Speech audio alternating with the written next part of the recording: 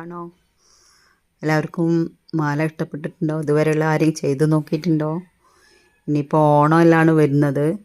നിങ്ങൾ കുട്ടികൾക്കെല്ലാം ഉണ്ടാക്കി കൊടുക്കാനും നമുക്കും എല്ലാവർക്കും സാരിക്കനുസരിച്ച് സെറ്റ് മുണ്ടിന് അതനുസരിച്ച് നമുക്ക് തന്നെ ഡിസൈൻ ചെയ്ത് നമുക്ക് തന്നെ ഉണ്ടാക്കി ഒറ്റയ്ക്ക് തന്നെ അത് ഇടുമ്പോൾ ആ ഒരു സന്തോഷം വേറെ തന്നെയാണ്. നമ്മൾ ഉണ്ടാക്കിയ നമ്മൾ ഡിസൈൻ ചെയ്ത മാലകളിടുമ്പോൾ.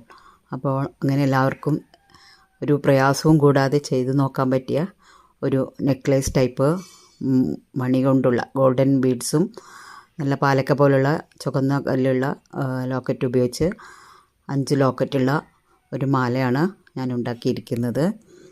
അതെല്ലാവരും ഉണ്ടാക്കി നോക്കുക.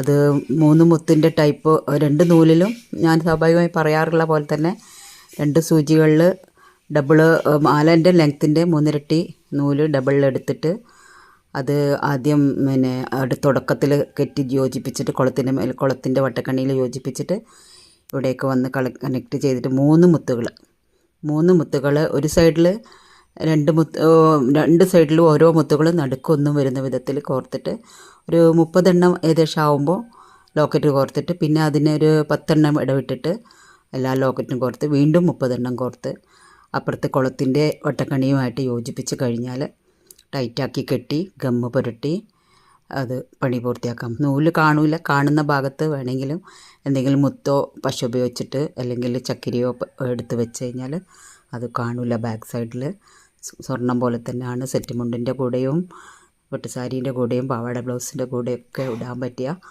നല്ലൊരു തരം മാലയാണത്. എല്ലാവരും ഉണ്ടാക്കി നോക്കുക.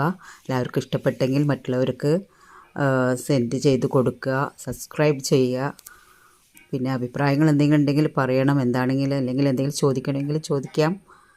എല്ലാവർക്കും നല്ലത് വരട്ടെ. Thank you. ആണോ? എല്ലാവർക്കും മാല ഇഷ്ടപ്പെട്ടിട്ടുണ്ടോ? ഇതുവരെയുള്ള ആരെയും ചെയ്ത് നോക്കിയിട്ടുണ്ടോ? ഇനിയിപ്പോൾ ഓണമെല്ലാം വരുന്നത്. നിങ്ങൾ കുട്ടികൾക്കെല്ലാം